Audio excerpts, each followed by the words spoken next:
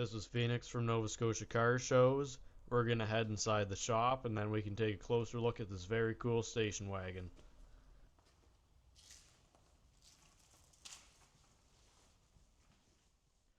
Alright, Ben, what can you tell us?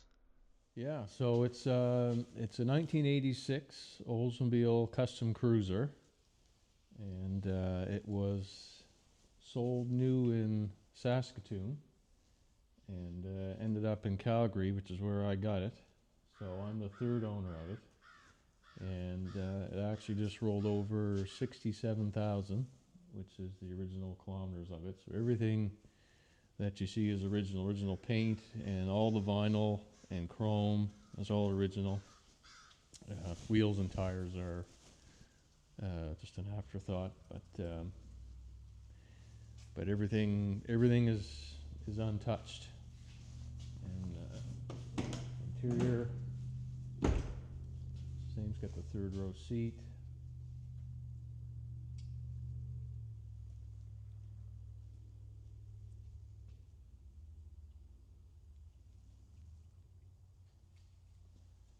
So what all features does this car have? So this has your power windows, power locks, tilt wheel, cruise, air conditioning. This is a two-way tailgate that flips down and opens like this. It has all the optional ashtrays that are basically in every door. It has the 307 Oldsmobile V8 to 5 liter. Has an optional gauge package. It has your oil pressure, temp, and volts. That was an option. So the only thing I changed on the inside was the steering wheel was changed. The gear shifter was changed out, but everything else is original. So what do you got under the hood?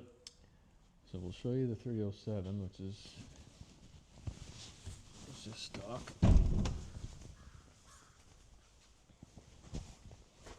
These came with, it was only about 140 horsepower new. So I just put a different air cleaner on it, but everything is untouched as I got it. So it's just a good cruiser. It's really good at 70, 80. It runs along really well, but it's certainly not a big powerhouse. But good on fuel. So when I got it, it was all the old guy had it sort of tucked away, and all the paint was faded on it. All the chrome was tarnished and needed to be polished. And so I bought it in Calgary, and mechanically it was good, and bought it, drove it home myself. It was in October, I think, when I did it. It was getting fairly cold out. It had no issues. Did the 5,400 kilometer trip really well. And then when I got it home, I just started detailing it, polished it up best I could, and cleaned up the inside a bit. Did all the chrome, but all the bumpers and everything are all original on it.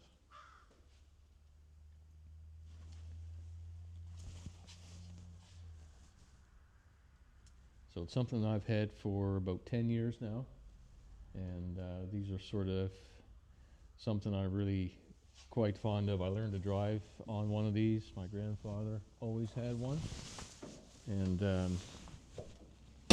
just kind of always liked them. So this license plate here was what was always on his station wagons. He was a ham radio operator, so I like to keep that on it.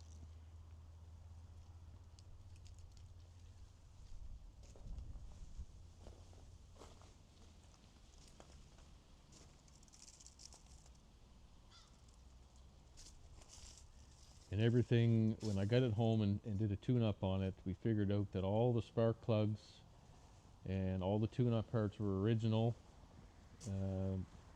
from the factory. So I had gone through all that sort of thing and put all new stuff in. So it only had 18,000 on it when I got it. So it's sort of I guess what you call a barn find.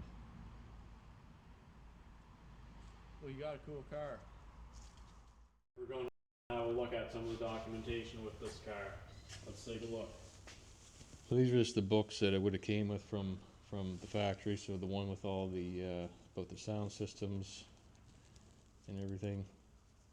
The maintenance schedule for it.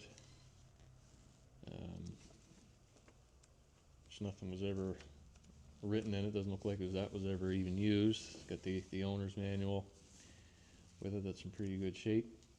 And what did come with it was this printout from the dealer. So it came from Sherwood Chevrolet Oldsmobile in Saskatoon, and it has all the options printed out that it came with, and the trim and the price tag. So $21,452 back in '86. That was quite the pretty expensive car back then. So Oldsmobile was just under Buick. Buick would have been as close to a Cadillac as you could get with these cars, and Oldsmobile was sort of right along with Buick with its luxury. So quite an expensive car in the day. Of course, these cars were body made by Fisher. They all had that name on the kick plate. So one cool feature this car has, a lot of them don't, is it has removable garbage can, That's cool. which was big on the Cadillacs, but Buick and Oldsmobile had them too. And it's just the sort of the velour seats. The driver's seat is the only one that's power.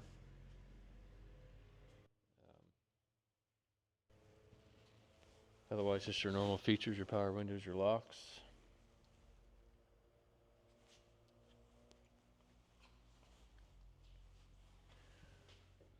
And of course, both seats will fold down flat, so you've got a completely flat surface. Every door has in the back an ashtray.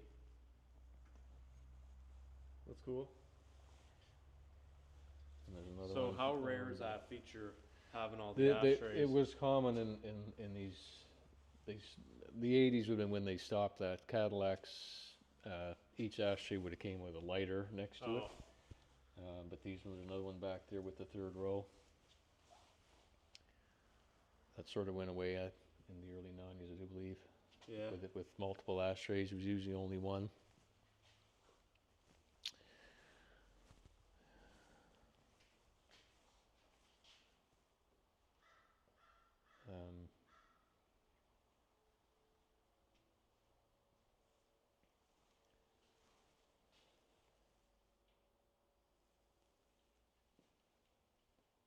Now this car, the only thing I changed was the shocks on it. So in the back, I put air shocks, so you can sort of pump it up as you need.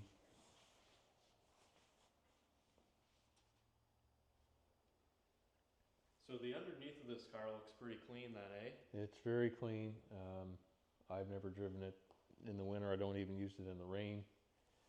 It's always kept inside, so the Alberta life kept it really nice. Yeah. It just has that sort of patina look and sort of the surface rust, so. Yeah. It looks cool though. Yeah, it's kind of the in thing now, the patina look.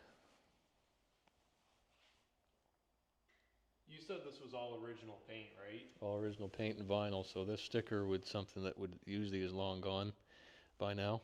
Yeah. Well, it looks like a pretty cool car.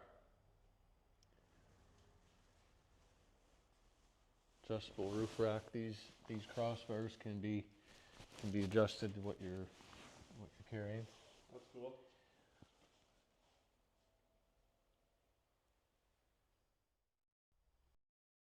So there's no sunroof though. No sunroof, no. That ended in the 70s, late 70s.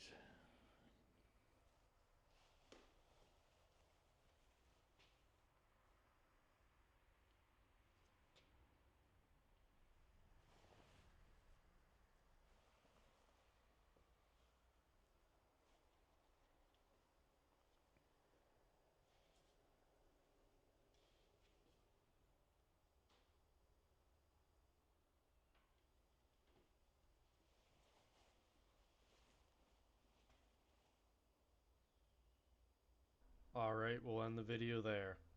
Thanks again, Ben.